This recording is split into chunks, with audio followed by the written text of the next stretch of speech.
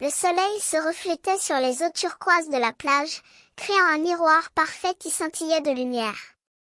Mais derrière cette beauté apparente, une menace planait. Les hommes, avec leur style de vie destructeur, avaient atteint un niveau critique de pollution, menaçant de ruiner la planète. Pour y remédier, une unité spéciale avait débarqué, avec pour mission de réchauffer la planète, faire fondre les glaces polaires et dominer les terres. Au cœur de cette opération, se trouvait le capitaine John C. Starr, un guerrier au grand cœur et à la grande expérience.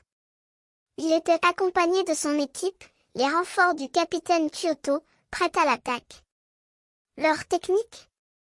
Le camouflage, la surprise et la rapidité. Leur cible? Un château de sable majestueux, construit sur la plage.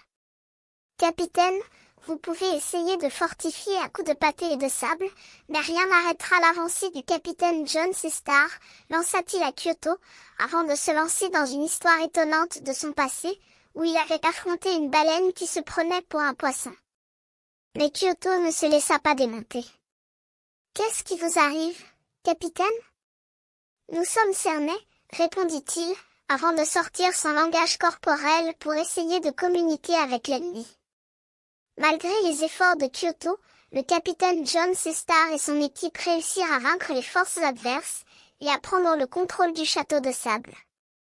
Mais leur victoire fut de courte durée, car le chef suprême de l'armée des pôles, un personnage mystérieux, apparut, prêt à lancer une attaque finale.